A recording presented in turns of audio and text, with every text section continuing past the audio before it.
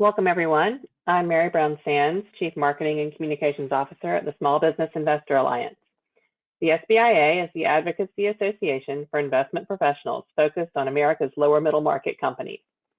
Our association has maintained a key role in promoting the growth and vitality of this industry and the small businesses it supports for more than 60 years. We're pleased to bring you our Lunch and Learn webinar series with today's topic, Corporate Performance Management, a key element to mid-market transformation. Our educational webinars are designed to provide valuable content for our members, industry colleagues, and, when the topic is relevant, the management teams of investor-backed portfolio companies. During the webinar, if you have questions for our speakers, please use the questions feature in your GoToWebinar menu bar. We will monitor this section and share your questions with our panelists. Any questions that are not addressed during the presentation will be answered soon after today's webinar. Also, please use this feature to let us know if you're having any technical issues. Today's technical director, Ali Kanaki, will reply with suggestions. Please note that this session is off the record. Any comments, statements, and materials are for the express use of SBIA members and are not to be published or recorded without approval by SBIA and the professionals at BKD. Today's session is possible because of the support of our elite sponsor, BKD. The CPAs, advisors, and dedicated staff of BKD offer solutions to clients across the globe. They understand that private equity is about the life cycle of select investing, portfolio management, and successful realization. Their private equity services are designed to help fund managers through each stage of the investment timeline. Their experience comes from assisting with thousands of transactions, allowing them to identify and quantify issues to provide meaningful due diligence and transaction solutions. Additionally, BKD Corporate Advisors LLC, a wholly owned subsidiary of BKD LLP, specializes in providing investment banking services. Today, we welcome Chad Back and Scott Hastings.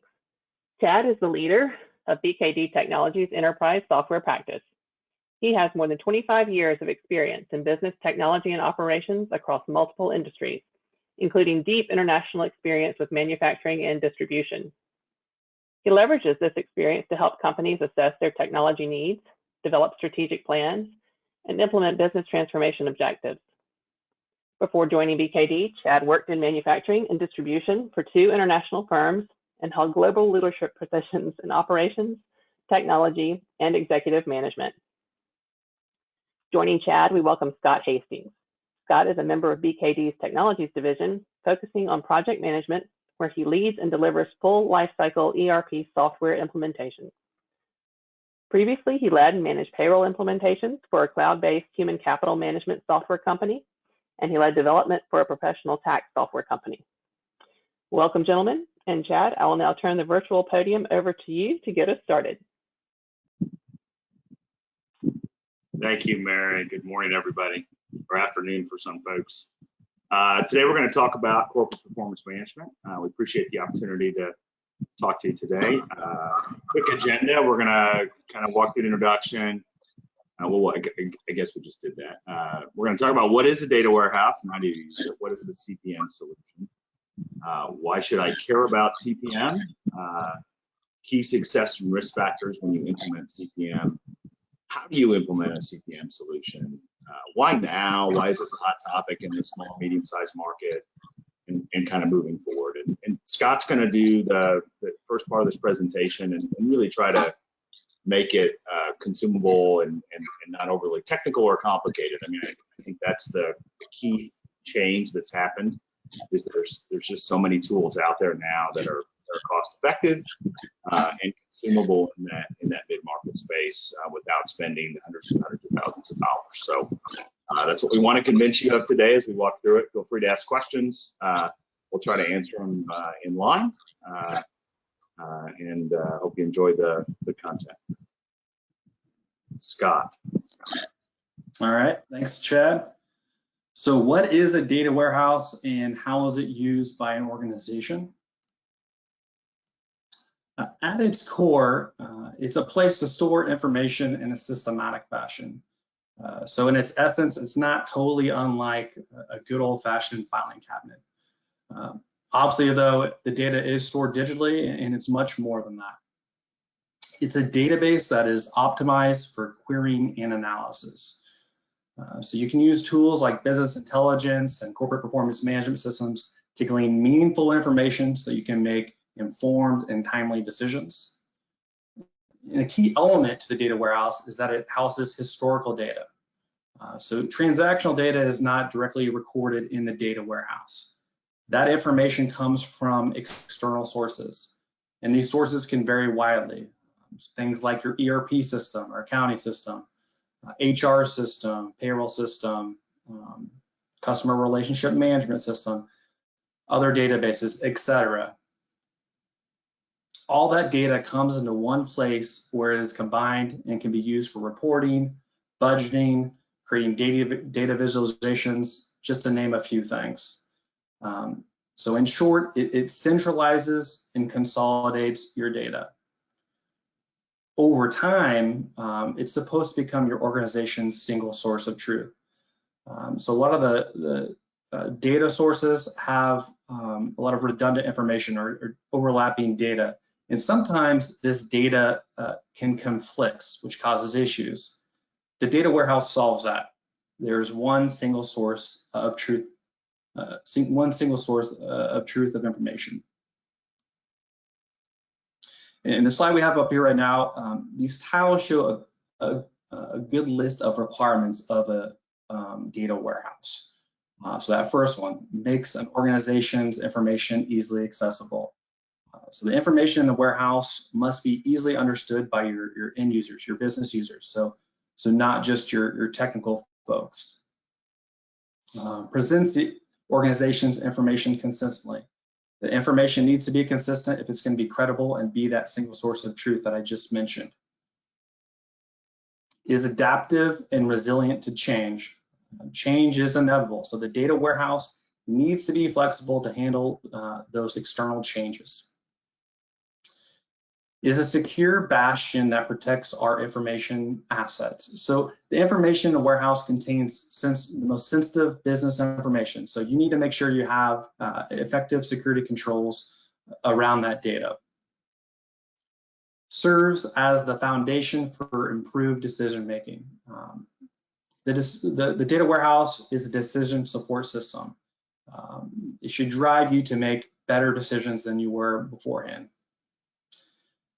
Workforce and end users must accept the data warehouse if it's to be deemed successful. So at the end of the day, you need the buy-in from your end users, your business users. You can build the best data warehouse that was ever invented, but if you don't have that buy-in and that your end users are going to use the data warehouse and use it for reporting and decision making, there's no point to it. Yeah, we're going to talk about that point at the end a little bit, getting user acceptance, because it comes down to the validation of the data. If they believe the data is accurate, people will tend to use it.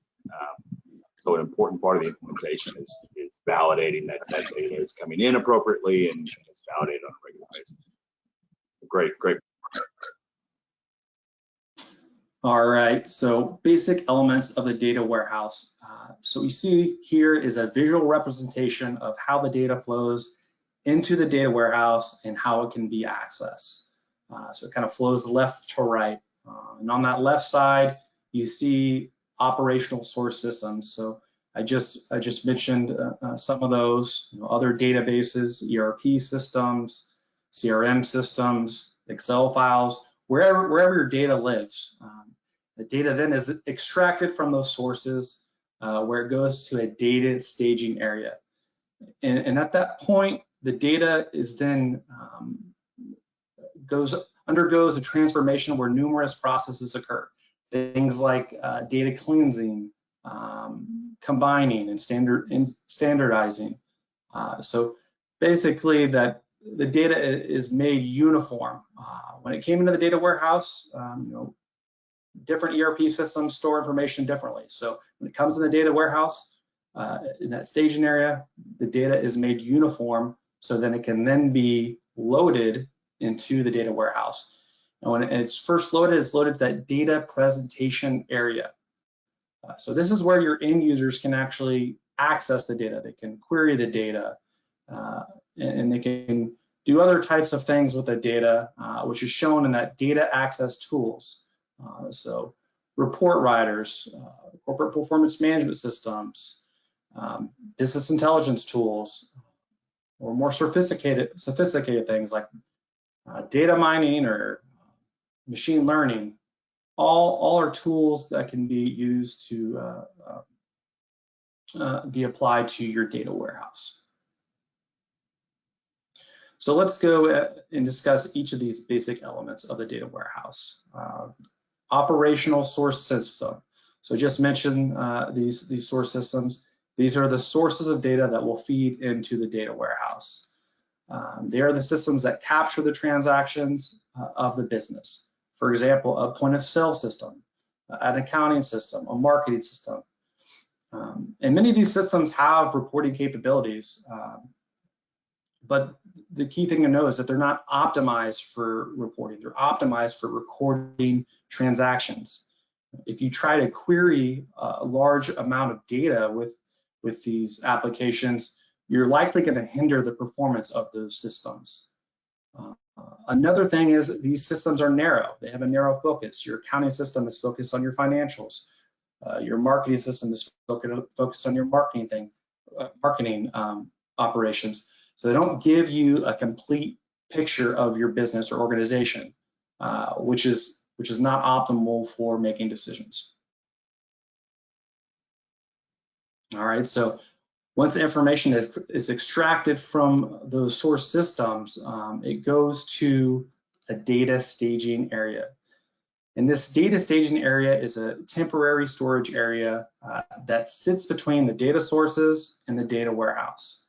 And it's at this point where transformation takes place. So the data is cleansed, so if there's misspellings or things like that, or duplicate value or duplicate types of data, or data is all formatted in the same way. So think about how different dates can be formatted. Dates are then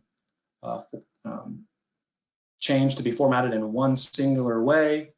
And then all that data is put into a uniform format so that it can be loaded.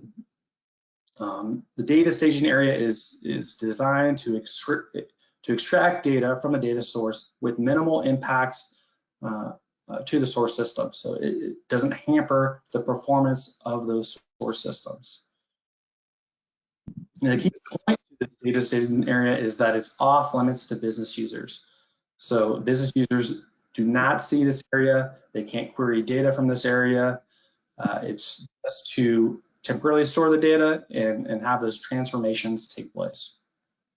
Yeah, this is probably the one area of getting these systems up and running that is a little more technical. I mean, lots of times in one system we use a certain set of codes, and another system we use a different set of codes, but they mean the same thing. This is where that mapping's done and that cleanup of the data. So when we look at it, we know it's a customer complaint and it means this, right? Versus some code. So this is where we translate from the system speak most of the time to the business speak, and to make sure the data lines up cross system. All right, ETL. So ETL is an acronym that's used to explain the process of getting the information into the data warehouse: extraction, transformation, loading. We just touched on the first two, the extraction and transformation. We copy the needed data from the data sources, and once it's there, it's transformed into uniform format so we can do this third step here, which is loading. There's no point to transform the data if you're not going to eventually load the data into the data warehouse.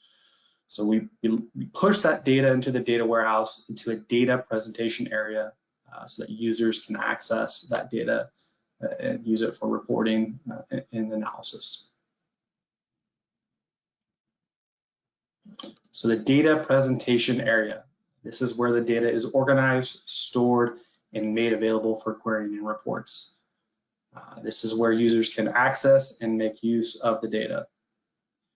They can directly query the data, or they can use report writers, along with an array of other reporting applications. As I mentioned, the data staging table was off limits. End users can't see the data there. So as far as the end users are concerned, the data presentation area is the data warehouse to them.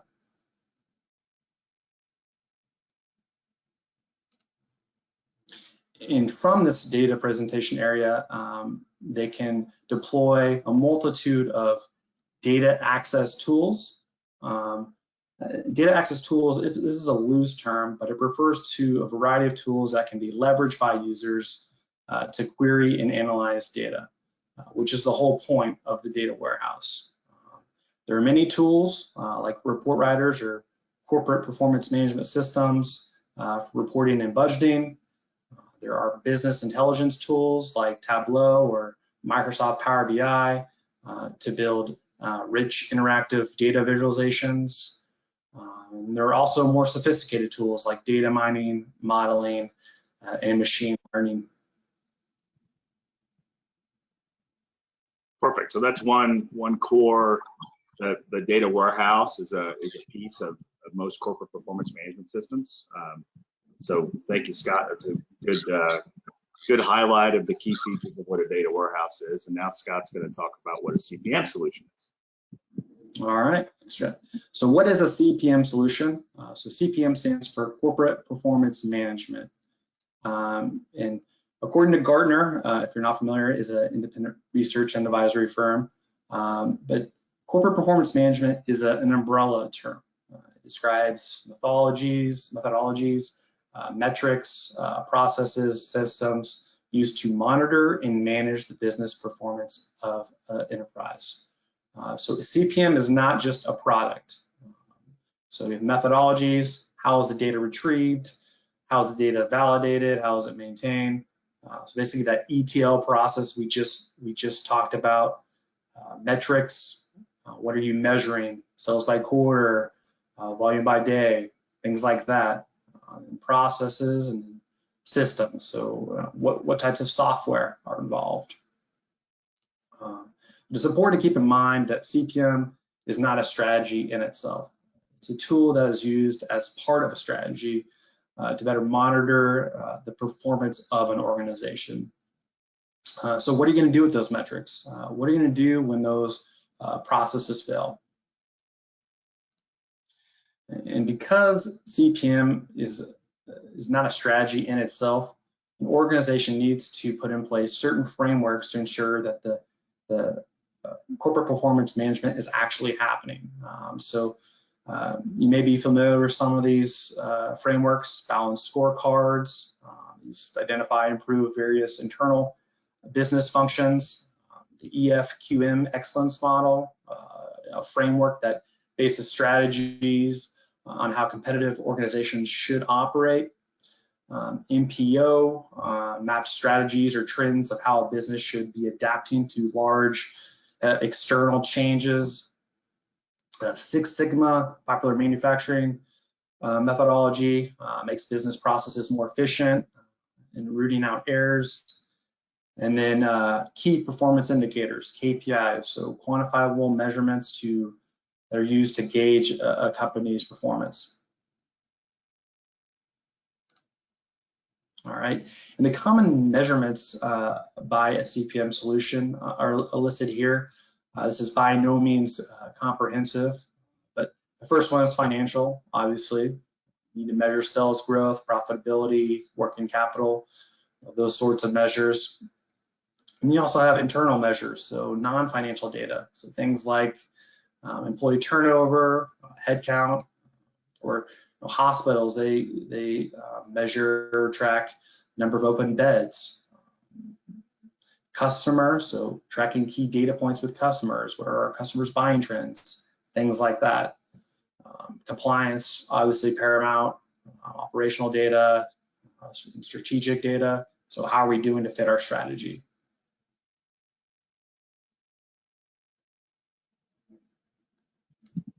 Perfect, thank you, Scott. So kind of foundational. What's CPM? What's a data warehouse? I want to talk a little bit about why you should care. We've been implementing business intelligence and CPM solutions for decades at this point. Only now are we starting to see it in the small and medium-sized market in a cost-effective way, right? And moving beyond. I mean, what we saw for years is just financial. We can get income statements, balance sheets, maybe comparatives, year over year, yada, yada, yada. But you get into that internal data, that customer data, and that data warehouse allows us to leverage all the data that the solution has. It used to be you always needed new systems, right, to solve these things. Now with this, conceptually with this data warehouse and these CPM solutions and a good CPM strategy, we can pull data in from existing systems, right? You don't have to lift and shift systems to start to get value out of them. And we've always collected data. I mean, all of our clients, and I'm sure all of you, collect a lot of data about your organizations, but are you really using it, right? So we've got a private equity focus overall. Kind of what launched us into this space historically is surveys like this, right? In a recent survey of private equity firms, 92% said they believe they're living up to the expectations of their portfolio company CFO. So that's the peg providing the services that the CFOs need at the companies that they own. But just 29% of the CFOs at the companies agreed with that, right? Both groups put technology enablement and cost reduction as their top priorities in the next year. They also agreed overwhelmingly that CFOs are under-resourced and need additional financial support to meet their sponsors' demands. Well, they always want more money, of course, but think of yourself as a platform company. You've got add-ons. You're tucking in all these purchases. The days of slamming in a new ERP solution globally, that's an expensive and a long-term investment, right? Putting these CPM solutions in at the outset lets you combine and get data out of your existing systems and start to manage your business better. CEO priorities. So just a couple of charts here, also from Gartner. They're an IT industry group. Digital initiatives, revenue, business growth. So these are CEO priorities, 2019. Data analytics still top, but they also want to drive business model change. They've got industry-specific goals. They've got business or financial goals. CPM can help you measure all of these pieces, right? And companies are spending money. This is a chart also from Gartner. Sorry, you can't see my mouse. Now you can.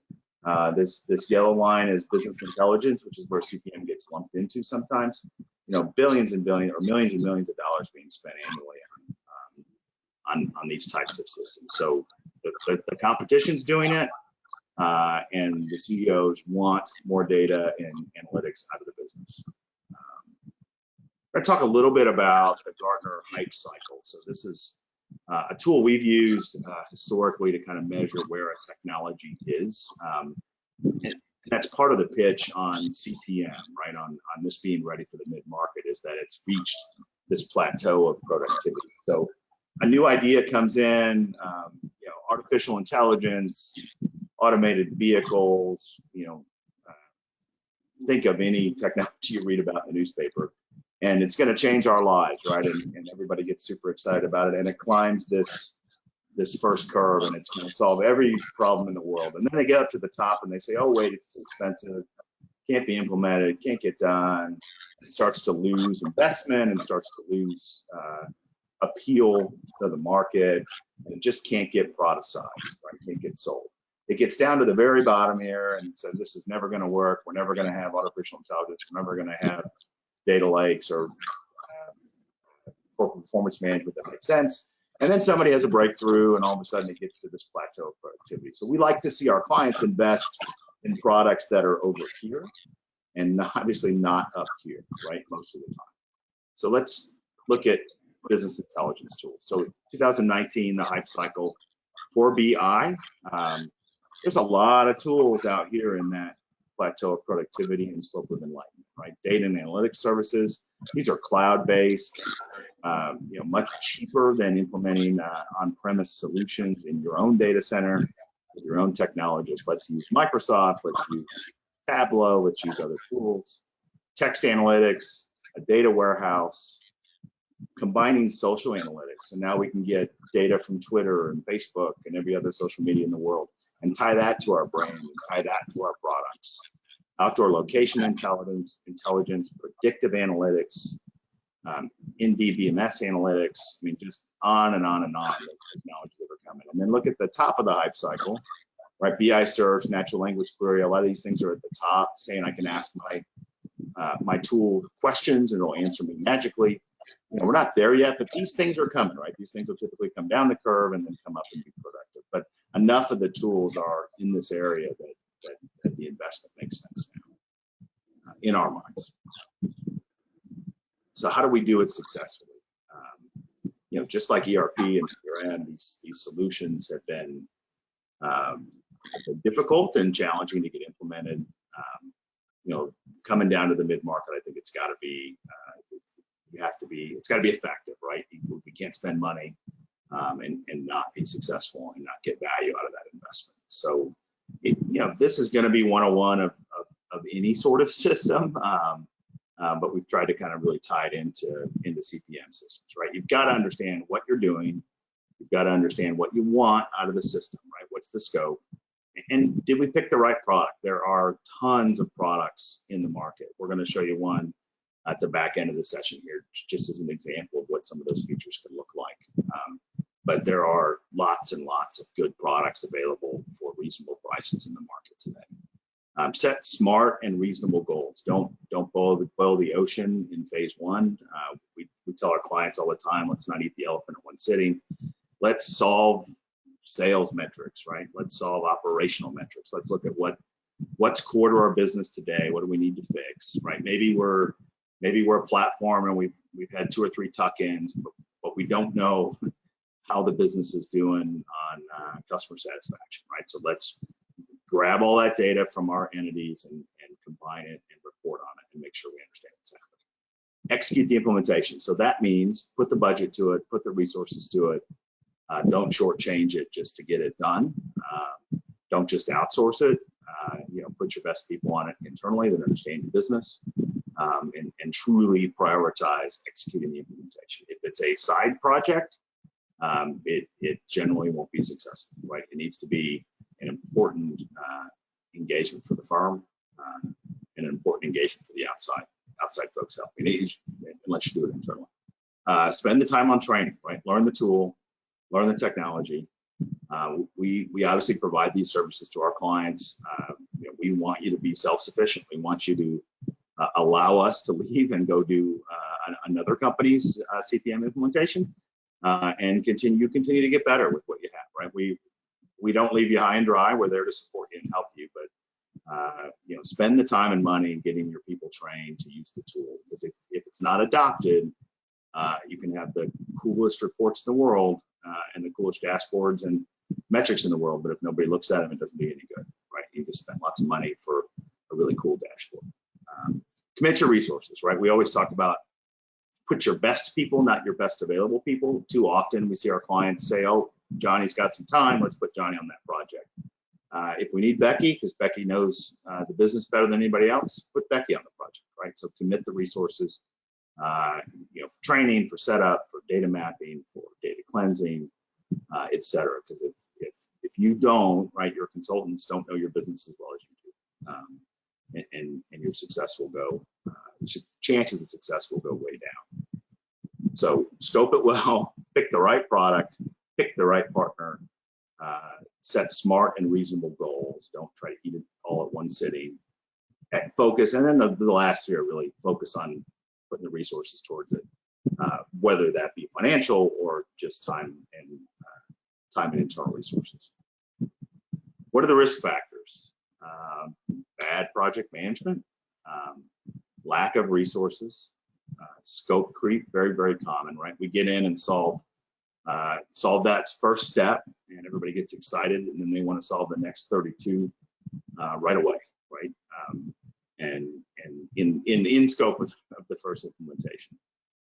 Inability to use features because they're too difficult, right? Sometimes people try to take the leap from, you know, we had a client in middle part of the US that wanted to use these really fancy dashboards, but didn't really understand them. And they were coming from a manually created Excel sheet, right? So that jump from where they were to where they wanted to be was just too big, right?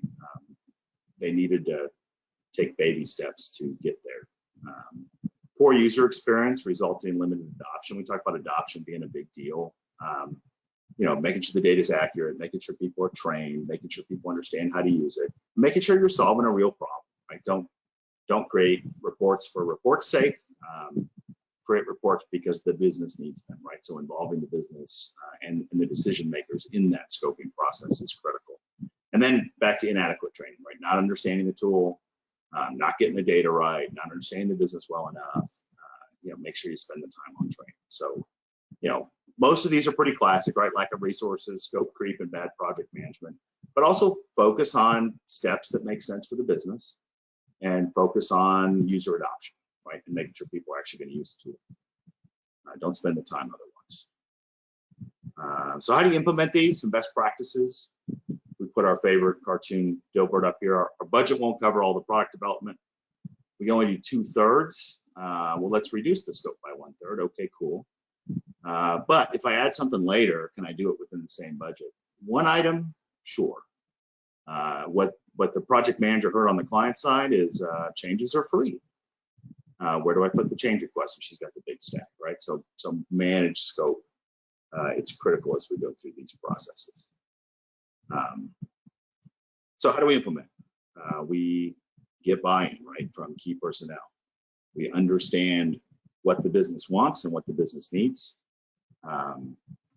and focus on bringing those people on board and engage them in the process, right? Don't ask them what they want, disappear for 3 months, come back and say, ta-da, here you go, because you're not going to meet their needs, right? It's usually an iterative process. So get buy-in means engaging those people in the process of what you're going to build and having them engaged in that validation process as you go along.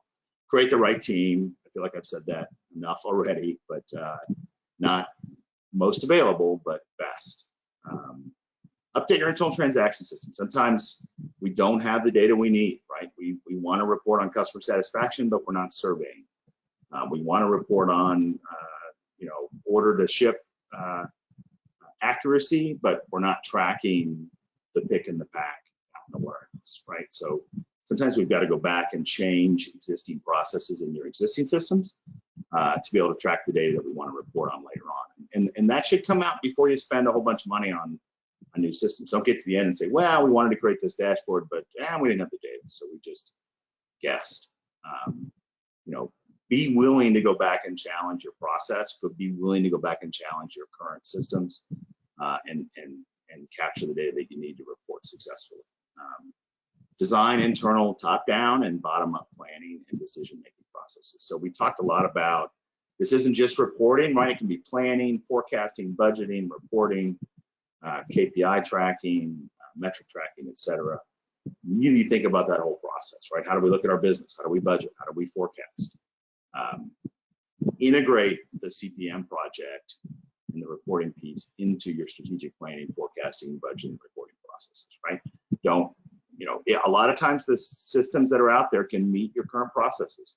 You've got processes in place because you want them here, and you design them because they make sense for your business. The systems can be usually configured and set up to meet those needs, but sometimes you need to change those as well, right? Rethink it. And then define the KPIs for each business unit. We spend a lot of time here. Our clients spend a lot of time here. What really makes our business tick, right? We all see, month over month, year over year sales numbers.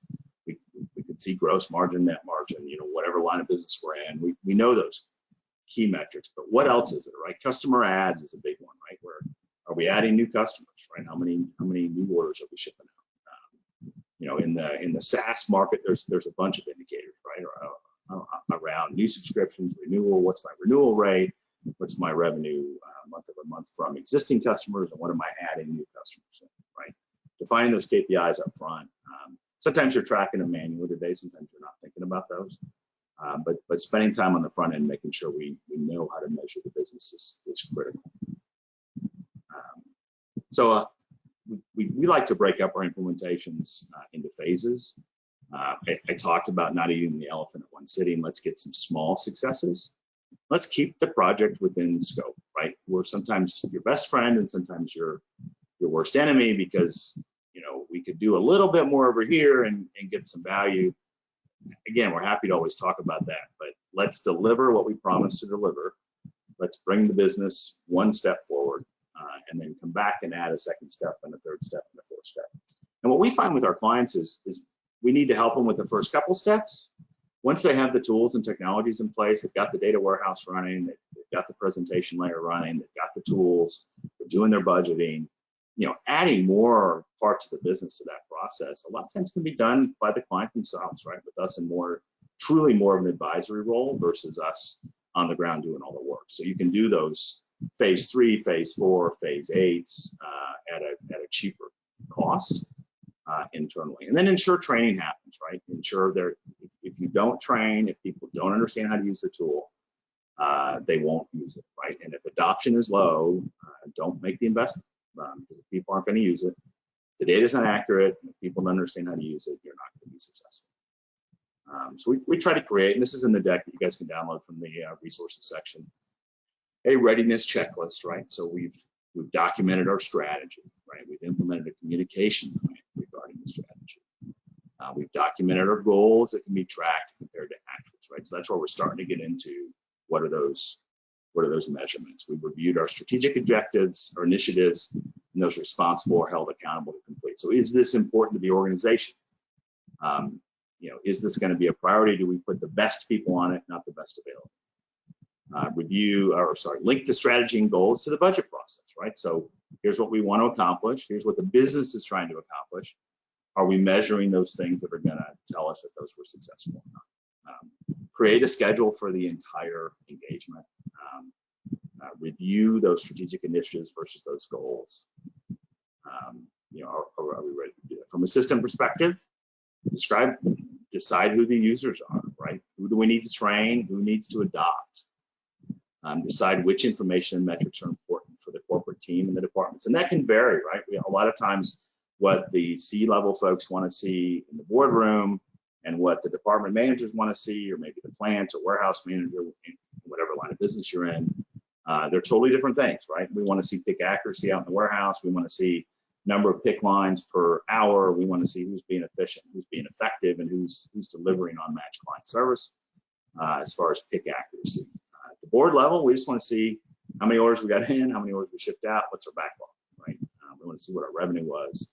We want to see higher level numbers. So be willing to listen to those department managers, listen to those tactical managers, and understand what's going to help them drive their business. Don't just build a high level information system that gives you good information at the top level, but no executable data down at the lower levels in the business. Decide which information to collect in budgets and forecasts.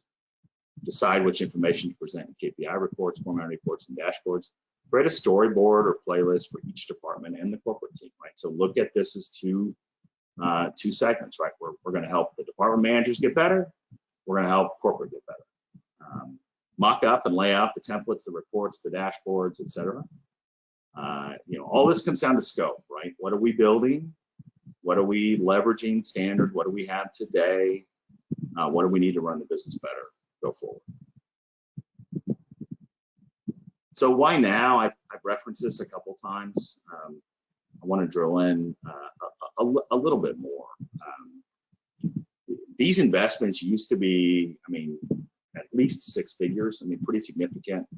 And on up from there, it was very complicated. It took lots of technical development. People, you probably heard about cubes and metrics and KPIs and just building the data dimensions. It's very complicated. But today, there are pre-built CPM solutions available in the market, right, that come with the data structure to support those micro verticals or those verticals at a minimum, right? So when we talk about verticals, we're talking about manufacturing or healthcare. When we talk about micro verticals, we're talking about chemical manufacturing, right? Kind of very specific process-oriented manufacturers, or maybe clinics or rural hospitals, more specific. So there are solutions in the market geared at those levels that understand the data you're probably going to want to collect. They've built the table structures in that data warehouse that we talked about earlier that are kind of standard and they're out of the box. So you don't have to reinvent them. And it used to be in the old days, and the old days is 5 years ago, we had to kind of build all that from scratch based on each individual business. Now we're able to kind of try to push you towards that standard and get those metrics out. So the average implementation today is about 30% of the cost 5 years ago. So if it was 100 grand 5 years ago, it's 30,000 now to get these systems up and running. I'm going to show you just an example solution that we have implemented and kind of what that price list looks like later on to give you an idea. So, it can be done in a reasonable fashion. And again, if you step into it and you don't decide you're going to build every report for everybody day one, it can be very reasonable. And then integrate your strategic planning, forecasting, budget, and reporting processes, right? So we're not just talking reporting, we're not just talking planning, we're talking about the whole end-to-end process with CPM.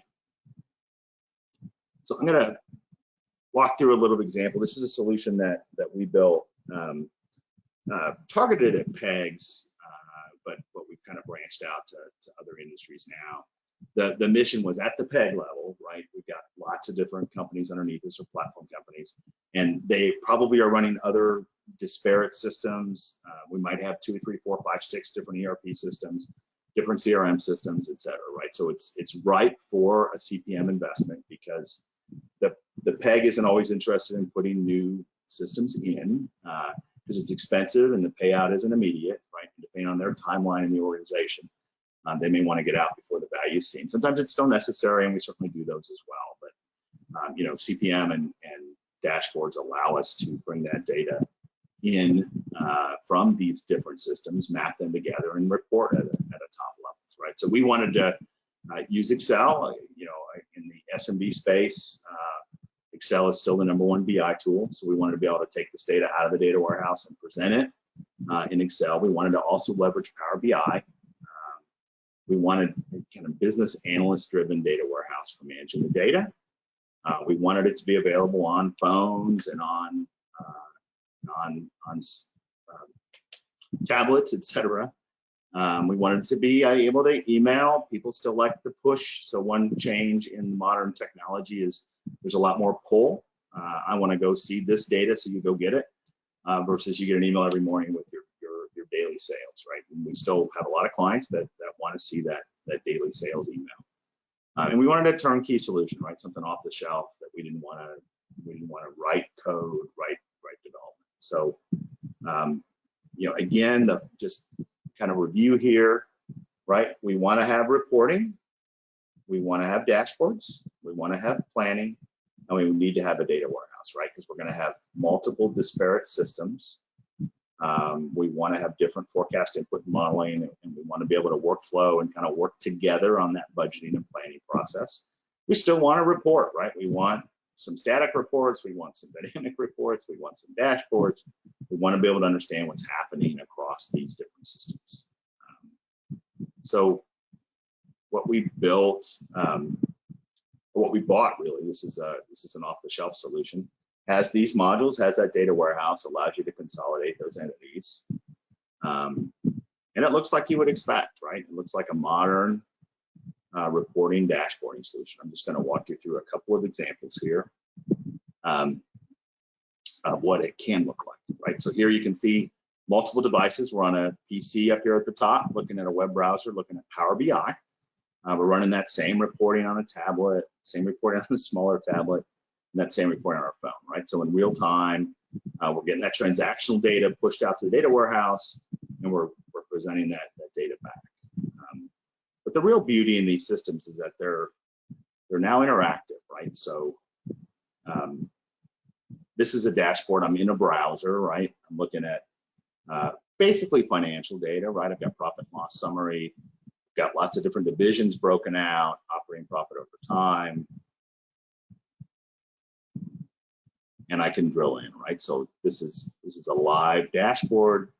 I can click into my revenue number into Q1, and I'm going to see my data change, right? So now I'm looking at my sales trend just for Q1. I'm looking at my revenue. I can drill over and look at Asia. right? So the days of kind of a static report with lots of rows and columns, the Excel view of it, have changed. And this Power BI tool set, right, is $10 a user per month, right? So consumption of this data isn't expensive. I can drill in. So here I drilled in just to sales to look at a geographical distribution of my sales. I can filter this further and say I want to see a specific product. The size of the circle is how much volume. I'm going to look at a product group, look at planning, etc. Right? So pretty rich dashboard capabilities. We call this the dashboard of dashboards. The home run here is, here's a one-page dashboard showing me my financial metrics, right? Gross revenue, gross profit, cash, accounts receivable, gross profit margin. This is coming from multiple different ERP systems, pulling all that data in together, right? And each of those clicks has a drill down, right? So now I'm looking at gross profit year to date, net profit year to date. I'm looking at my actual month versus my budget month. What's my variance? What's my last year? I mean, anything you would expect to be able to see. I can drill down over here on the left by different years, by different months, and by different entities, right? So say I've got, this happens to be one organization with 3 or 4 legal entities. It could also be different platform companies inside of that. So we've been able to consolidate that data, from different systems together and map it, right? So now we can see, basically North American and European company. Here's our total sales. Here's our sales by product by year, right? So lots of interactivity in these reports. We can still do kind of the classic reports. We're going to show you one example here of a P&L analysis. This is one of our requirements because a lot of our clients still like Excel. I mean, this is literally an Excel spreadsheet that's just live connected to our data warehouse, right? So we're pulling down top level reporting data, details, all that formatting is done with just Excel formulas, right? So your controllers, your CFOs, your staff accountants, whatever you've got in your organization can build those reports without the BKDs of the world having to help. So the hard part's getting that data mapped together. Once it gets presented, it's pretty easy. This one also has some comments, right? You can drill in and add comments to it as you're going through. We also want to take care of budgeting, right? So another example of capturing data. Pretty simple, right? This is all in Excel today. Typically, this is manual in most of our clients today, right? So we're going to do a departmental forecast. We're going to show a bunch of months actual. So this is through September actual, and ask the department manager or the general manager, whoever it is in your organization, to give us a forecast for October, November, December, right?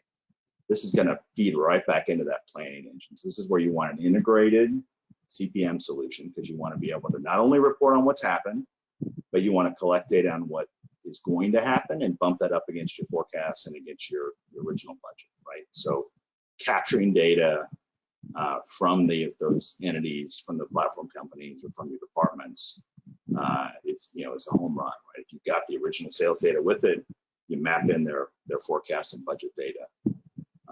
Here's another example of just a budget breakdown or sales budget. What are you going to sell to who, right? So again, built in Excel, pretty simple budget capture tool. We've got workflow and collaboration built around it in a typical CPM solution.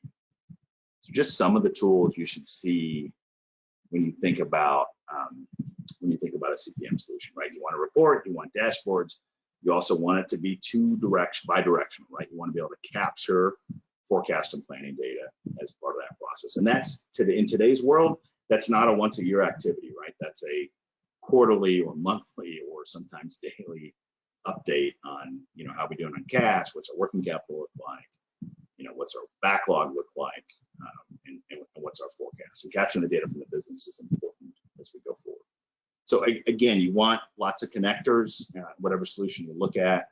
This is just some examples of kind of out of the box with the Microsoft, the Sage. I mean, obviously we're a little biased here because we live in the Microsoft and Sage space. You run an SAP, you're running NetSuite, you're running QuickBooks, There's connectors to grab that data out, right? So you don't have to build these things from scratch. And just to give you ballpark numbers here. So this is a typical client implementation. We're looking at most of our clients are under $2,000 a month, $24,000 a year for a full CPM solution, right? With a little bit of upfront implementation, varying from I'll say 25,000 up to that $50,000 mark of getting those things in. Again, the more you do on your side of the ledger, the cheaper the implementation will be to support that project.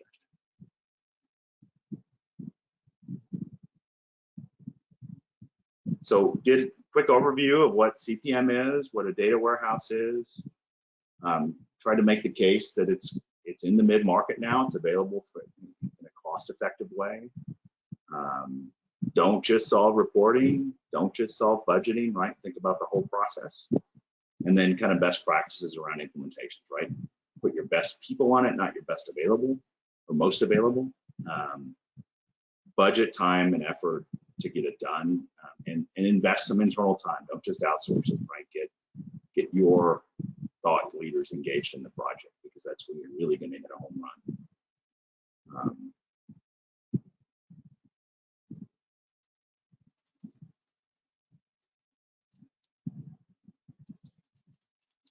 I'm going to look through questions here. Well, I don't think we've had any questions come in, but Tom, Scott, thank you. We appreciate the time and expertise that you have so graciously shared with us today.